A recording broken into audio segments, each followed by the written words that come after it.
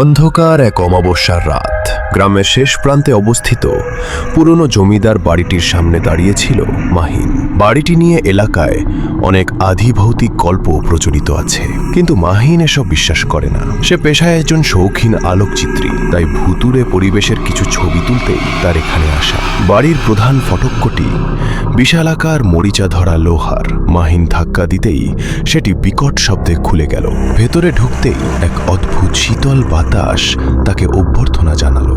ঝোপঝাড় আর লতাপাতায় ঢাকা উঠান পার হয়ে সে বারান্দায় উঠল। চারপাশ একদম নিঝুম, শুধু মাঝে মাঝে ঝিঁঝি পোকার দাগ আর প্যাঁচার শব্দ শোনা যাচ্ছিল। মাহিন তার ক্যামেরা বের করে কয়েকটা ছবি তুলল। হঠাৎ তার মনে হলো দোতলার ভাঙা জানলা দিয়ে কেউ তাকে দেখছে।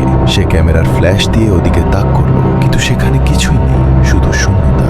বাড়ির ভেতরে ঢোকার পর এক গুমুট গন্ধ তার নাকে এলো। দেয়ালের পলেস্তারা খসে পড়ছে আর আসবাবপত্রগুলো ধুলোয় ঢাকা। মাহিন সিঁড়ি দিয়ে উপরে উঠতে শুরু করলো। কাঠের সিঁড়িগুলো তার প্রতিটি পদক্ষেপে মরমর করে আর্তনাদ করে উঠছিল। ঠিক মাঝপথে পৌঁছাতেই মাহিন থমকে দাঁড়ালো। নিচতলা থেকে কারো খিলখিল করে হাসির শব্দ ভেসে আসছে। শব্দটা খুব চাপা কিন্তু পরিষ্কার। মাহিন নিচতলার দিকে টর্চ মারল, কিন্তু কাউকে দেখল না। সে ভাবল হয়তো মনে হয়।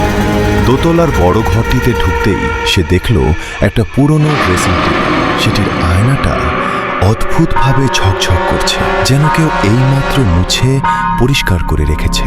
মাহিন কৌতূহলবশত আয়নার সামনে গিয়ে দাঁড়ালো। টর্চের আলোয় সে নিজের প্রতিবিম্ব দেখতে পেল, কিন্তু ঠিক তার পাশেই আয়নার ভেতরে আবছা কালো রঙের একটা অবয়ব ফুটে উঠল।